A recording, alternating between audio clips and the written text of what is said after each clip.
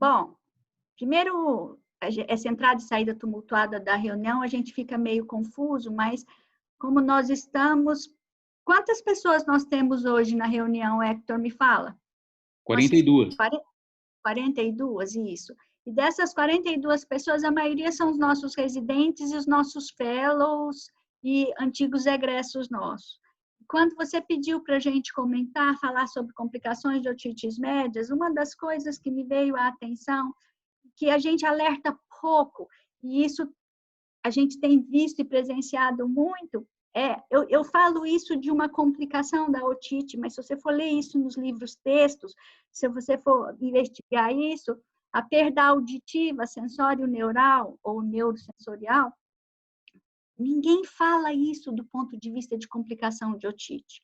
Mas eu vou descrever um pouco no transcorrer da apresentação para vocês entenderem aonde eu quero chegar e aonde eu quero chamar a atenção para esse fato. Bom, então, para a gente começar, a otite média, como vocês sabem, é a doença mais prevalente no planeta. Então, nós estamos falando de uma coisa, de uma prevalência enorme. E aí, quando a gente vira e fala de complicações, as pessoas acham que as complicações não são coisas que acontecem, ou quando elas acontecem, esse é o grande problema, é a imprecisão do nosso diagnóstico. E por mais que a gente fala, não, mas quem não sabe fazer diagnóstico de uma otite, a gente às vezes até sabe fazer o diagnóstico da otite, mas ele nem sempre é fácil. E as pessoas acham que é fácil. E quando eu falo de otite média aguda, ou quando eu lanço a mão de complicações das otites médias agudas, parece fácil esse diagnóstico. E vocês vão perceber que ele não é fácil. E quando eu passo para a complicação, você vai perceber que ela nem sempre esse diagnóstico ele acontece de imediato, ele demora para acontecer, e quando ele acontece, eu já tenho uma sequela importantíssima. E às vezes as pessoas não falam a atenção. E aonde chamava muita atenção das complicações das otites eram as complicações intracranianas, porque, na verdade, são complicações letais e cujas as sequelas são muito visíveis. Mas existia um grande erro nesse diagnóstico, porque as pessoas faziam o diagnóstico da complicação e não associavam esse diagnóstico, principalmente os outros profissionais da saúde, que não otorrinolaringologistas, à causa otogênica. E por causa disso, aí na nossa escola, nós temos uma tradição muito grande em estudar isso vem de anos e anos e anos, passou gerações de otorrinos e otologistas estudando isso, e é essa experiência que eu vou transmitir para vocês perceberem. E aí, o que eu quero transmitir para vocês hoje é o pulo do gato, é a diferenciação. O que está de diferente, o que nós podemos fazer para melhorar a acurácia desse diagnóstico, o que nós podemos fazer para melhorar a estratégia terapêutica, o ponto de intervenção, isso que eu acho que é o mais importante agora nesse momento. Então, só para vocês terem uma ideia, que é uma crença errônea, e isso é muito errado, que as complicações das otites são doenças do passado e de países em subdesenvolvimento ou desenvolvidos. Isso não é verdade.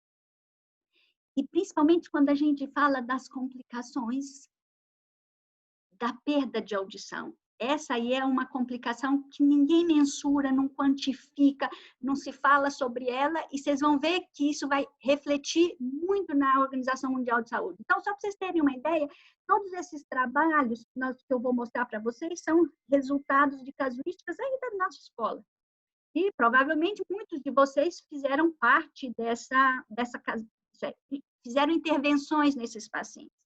E a cada momento que passa, nas nossas reuniões da OTS, você só vê complicação de otite.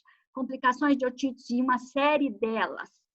Então, aqui, para vocês terem uma ideia, isso é um trabalho que a gente publicou em 2017, isso vem desde a época do professor Yutaka, professor Laércio, Mário Munhoz, eu, Testa, aí entrou o Andrei Borinho, Ronaldo Nunes, a Paulinha Lorenzon, então, todas essas pessoas atuaram nesses trabalhos que vocês vão ver. Então, das complicações, e aí a gente começou a trabalhar foi nas complicações intracranianas. E nas complicações intracranianas, vocês percebem que a gente dividiu aí ao longo de 20 anos E a gente sempre tem 3, 6 casos a cada 2 anos. Então, você vai ter 2 casos, 3 casos por ano aí, e isso vocês vão ver com frequência. Vocês vão perceber que essas complicações, elas se misturam.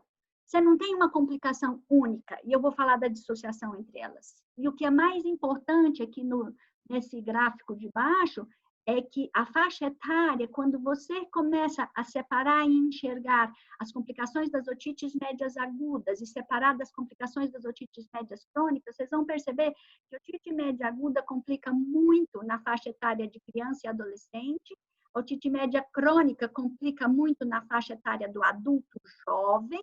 Você não pode esquecer as complicações do idoso. O idoso tem complicação de otite aguda e de otite crônica, então não vamos esquecer disso. Então, o que nós estamos falando aqui? O que é complicação de otite? É qualquer processo infeccioso inflamatório da orelha média que estende além da área restrita da fenda timpânica e acomete estruturas vizinhas, tanto no osso temporal quanto fora dele. E aí vocês vão ver tudo, as complicações clássicas que vocês veem muito, as complicações intratemporais, as complicações extratemporais, e aqui nós vamos falar das perdas auditivas sensório-neurais. Vocês não vão achar isso em livro-texto, não. É muito pouca coisa que se fala sobre isso, e é isso que nós vamos falar. Mas agora eu vou começar a dar para vocês o pulo do gato. Quando se falava das complicações, principalmente as intracranianas, até muito tempo atrás, se falava que era coisa do passado, depois que entrou com antibiótico terapia, isso sumiu, isso passou, mas no fundo, isso não sumiu e isso não passou. Esse é um estudo que a gente fez aí na escola, o Andrei Borim me ajudou a levantar toda essa casuística, e aí o que mostra é que de todos os pacientes que foram operados naquele ano sobre abscesso encefálico otogênico ou qualquer processo de coleção intracraniana, desses pacientes, a causa otorrinolaringológica era a preponderante. Então, 60% desses casos eram de causas otorrinolaringológicas, e a causa otológica era a mais preponderante. Não pode esquecer das causas sinusais, que também levam a complicações intracranianas. Então, fica fácil de vocês entenderem. Então, se a complicação intracraniana, abscesso, enfisema, ela está localizada periosso temporal, isso é, fossa posterior e fossa média, eu vou pensar em otite, e você tem 80% de chance de acertar.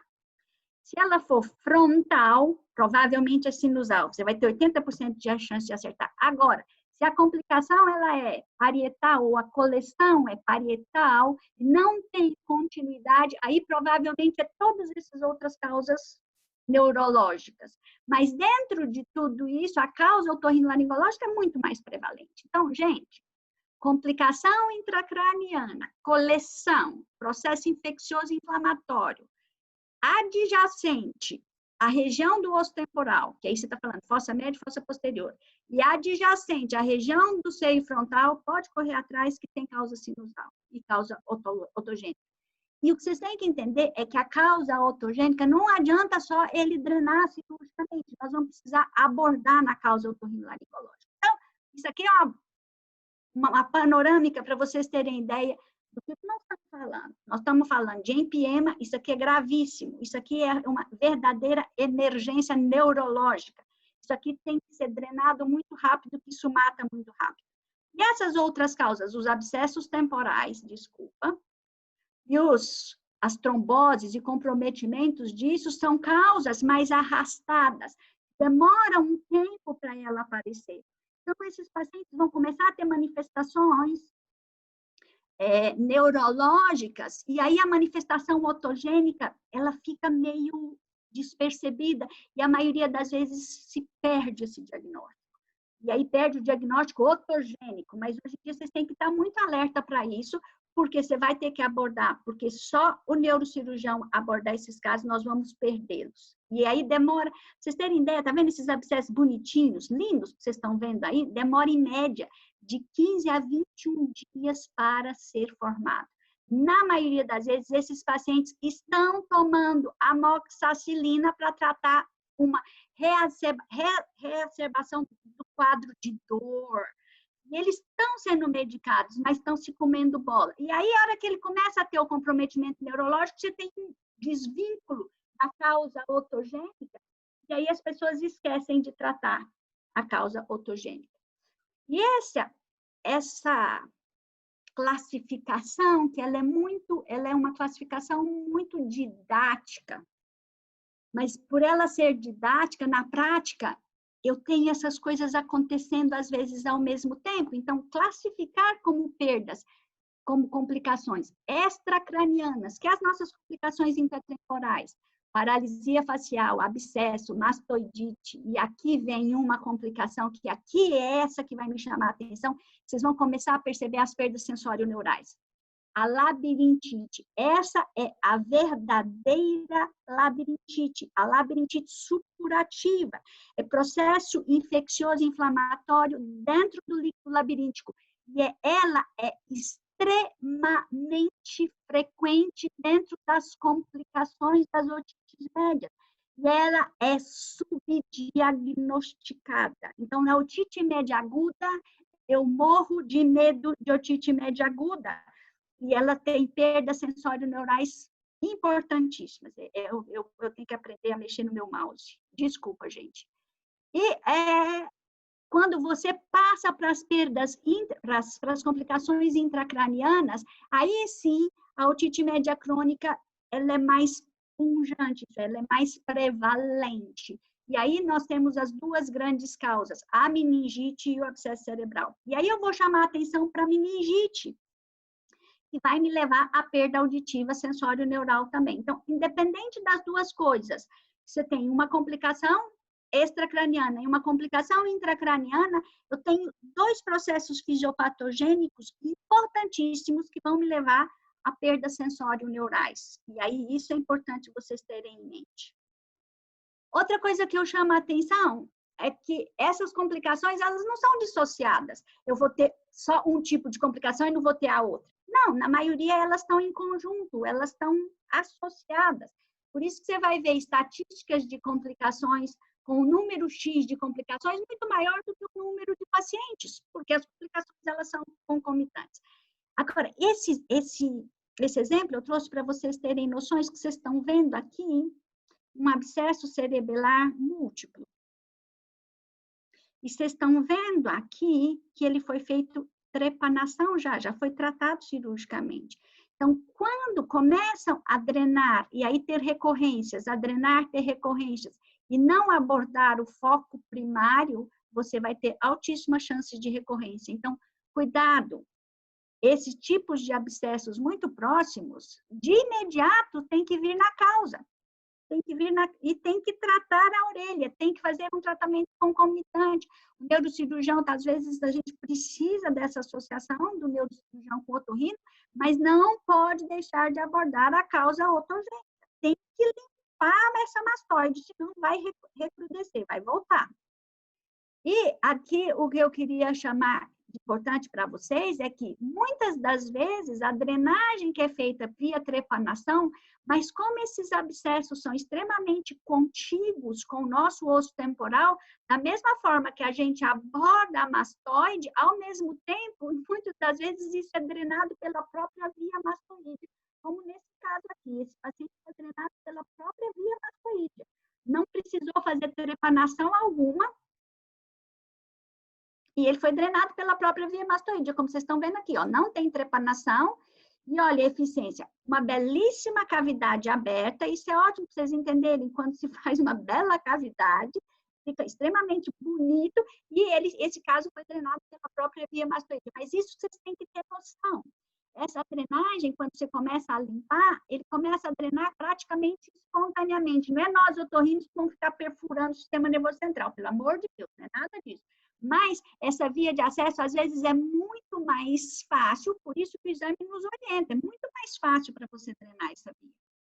E outra coisa que é sempre questionado, toda hora vão perguntando, e aí, quando eu tenho trombose de seio sigmoide, secundário a uma complicação de otite média, essa trombose é uma trombose que demora tempo para acontecer, não é uma trombose aguda, e isso predispõe, na maioria das vezes, a circulação colateral do sistema nervoso central, vocês vão ver aqui, e na maioria das vezes vocês vão ver o petroso inferior, ele drena muito mais esse sistema nervoso central, o que diminui muito a manifestação clínica dessa trombose de seio lateral.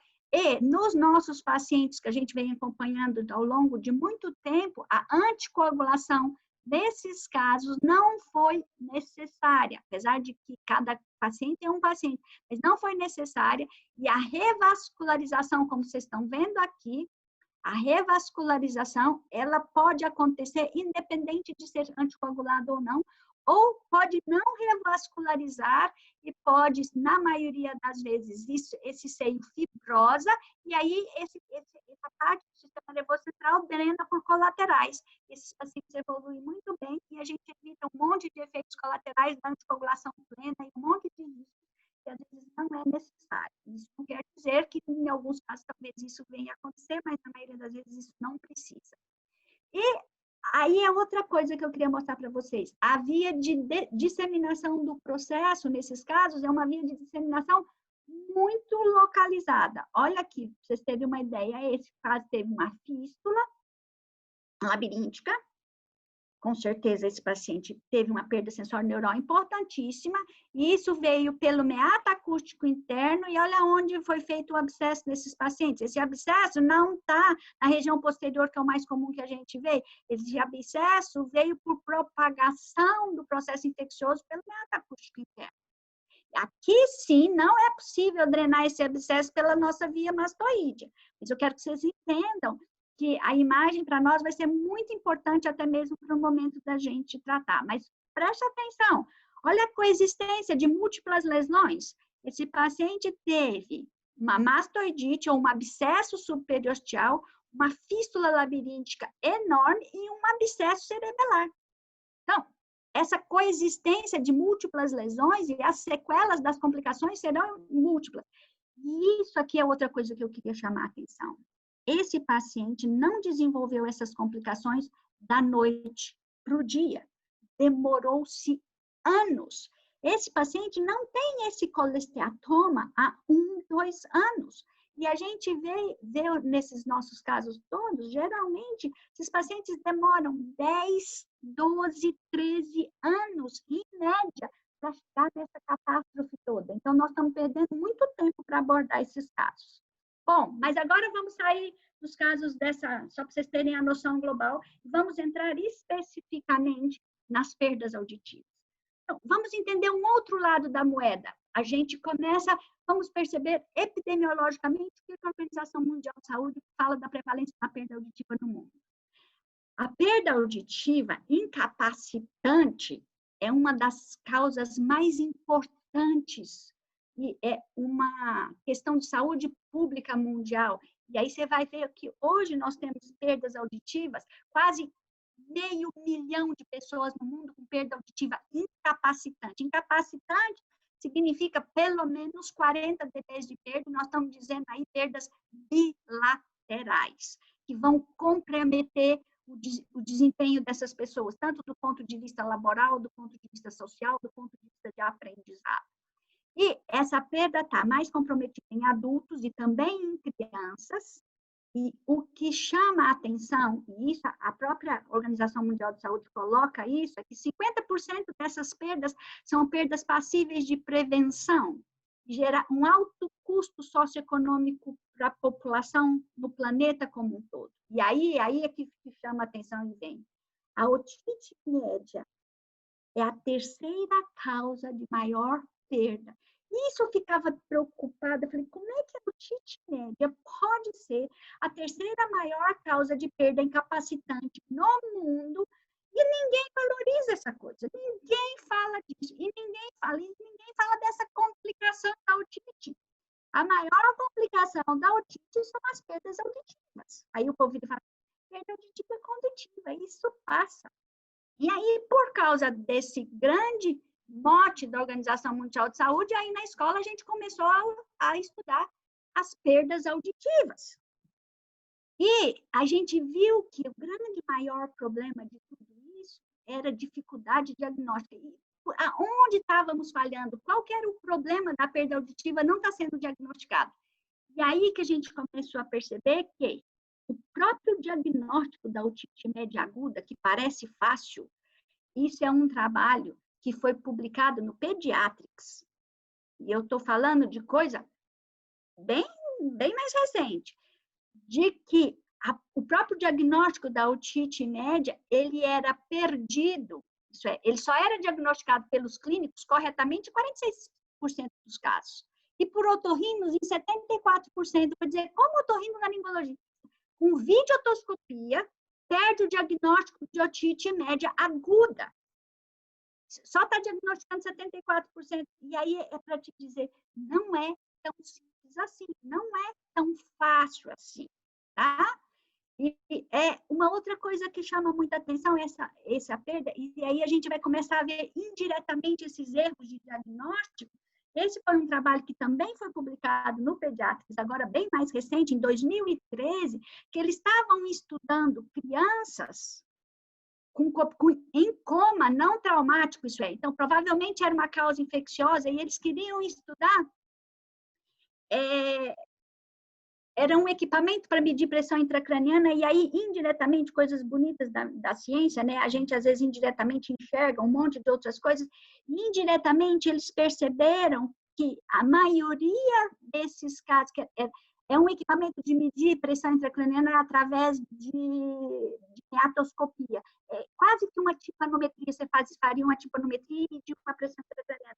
E aí, o trabalho mostrou que eles não conseguiam medir a pressão intracraniana, mas o que mostrou é que a presença de otites e timpanometrias tipo B eram as maiores causas de mortalidade sem diagnóstico de otite, e essas crianças era com essa hipertensão intracraniana por uma infecção que vinha através da orelha, e ninguém fazia esse diagnóstico. Então, nós estamos perdendo esses diagnósticos de otites médias. E um monte de meningites nós estamos perdendo o diagnóstico nessas crianças, e a causa e a introdução da infecção foi pela orelha média. E aí, quando eu passo para a otite média crônica, as coisas ficam muito mais complexas. E aí, o que nós vamos ver é que, indiretamente, você vai ver um estudo do próprio Reino Unido. Então, não estou falando, esses estudos todos foram feitos no primeiro mundo. Isso não é estudo de mundo subdesenvolvido, é de primeiro mundo. E aí, eles foram perceber que processos de negligência médica no Reino Unido, 26% deles, as reivindicações eram por erros de diagnósticos de otite média crônica. Diagnósticos tardios, diagnósticos postergados e por complicações delas que levaram a sequelas muito importantes. Então, nós estamos falando de coisas difíceis. Só para mostrar para vocês como é difícil. Esse é um caso aí da clínica que muitos de vocês já viram, essas pessoas mais novas não viram. Isso é uma moça, 26 anos, que veio pós uma meningite, mas ela não veio pela meningite, ela já tinha recebido alta hospitalar, ela tinha tratado essa meningite só por 7 dias de internação, e ela veio por causa de uma paralisia facial periférica. Por causa dessa paralisia facial, foi pedido uma audiometria para essa paciente, né? Ela não tinha queixas ainda de perda de audição, e ela tinha uma queixa de uma alteração auditiva. Ela estava escutando, tinha uma alteração de fala, uma coisa meio complexa que a gente achou que fosse secundária, a própria meningite dela, e percebeu-se que a Flavinha não conseguia detectar limiar auditivo para ela. Mas ela ainda tinha SRT, então a parte tonal ela já estava perdendo, então o processo de degeneração da célula sensorial, ele começa um processo de degeneração que começou tonal, apesar dela ter discriminação vocal, e aí sim, olha, uma tomografia completamente inocente, deixa todo mundo. O que chamava a atenção, se vocês prestarem muita atenção, ela tinha um espessamento nessa região aqui das janelas, e aí a ressonância, sim, a ressonância foi clara e taxativa, mostrando hipersinal tanto na região da cóclea do labirinto e do meato acústico interno. E isso mostrava que ela já estava num processo tardio de granulação, e aí formando um granuloma. Bom, e aí vamos retroceder agora e entender os processos de perdas neurosensoriais, que fica muito mais fácil da gente entender, que muitos dos nossos casos, e aí a gente levantou todos os nossos diagnósticos de labirintite supurativa. E aí o que me chamou a atenção e que eu morria de medo é quando eu identificar meus casos de perdas de otites médias agudas, que vocês estão vendo aqui, e meus casos... Sabe que essa história do mouse, desculpa, gente, essa história do mouse aqui, eu não posso pegar meu mouse que ele muda a minha tela. É aquilo que o Marcão mesmo fala, nós somos uns ignorantes tecnológicos digitais, mas eu ainda aprendo, pode deixar. Quando você vai olhar a otite média crônica, colesteatomatose, otite média aguda, do ponto de vista de complicações do envolvimento do nosso labirinto e as perdas auditivas, o que me chama a atenção é o grau de anacusia elevadíssimo. Eu tenho mais de 50% de perdas sensório-neurais totais. E o grande problema da otite é que ela leva, é isso que vocês estão vendo aqui, o processo da labirintite supurativa, ela leva a uma ossificação coclear e uma ossificação inicialmente ou parcial ou total da cóclea, o que compromete terrivelmente a nossa reabilitação posterior desses casos. O que nós temos que chamar a atenção é que não só os quadros infecciosos, mas aqui vem, e vocês têm que estar alerta para as doenças granulomatosas, e se vocês forem prestar atenção, o número de comprometimento imunomediado que leva a infecções de difícil controle, de difícil tratamento, principalmente, aqui a gente chamou de granulomatose de Wegener, mas esse nome já mudou, mas eles vão estar muito presentes, e aí eu tenho perdas auditivas importantíssimas. Então, quando você inicia num quadro de otite média aguda, o comprometimento da perda de audição, e os pacientes ficam assim, é uma perda condutiva. Gente, valoriza, precisa da audiometria, e a gente precisa ver o comprometimento sensório-neural, ou com perdas vistas, ou com perdas neurosensoriais puras. E isso compromete muito o nosso resultado, e aí sim nós vamos começar a ver, e depois eu trato o quadro total, e aí a reabilitação da perda neurosensorial não é simples, é extremamente complexo.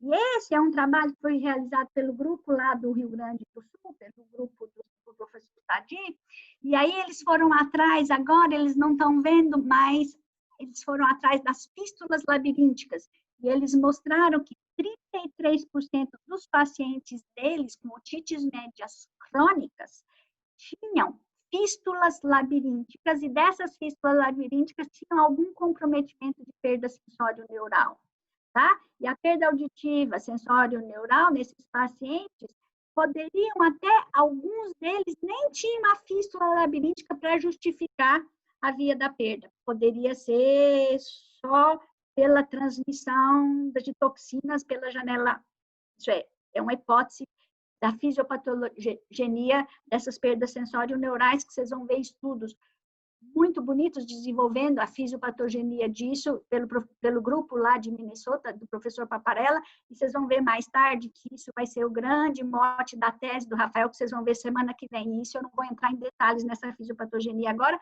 para vocês poderem assistir a tese do Rafael, para ele poder explicar esse mecanismo de propagação e esse mecanismo de lesão sensorial nas otites. Vocês vão ver que está muito bonito a tese dele.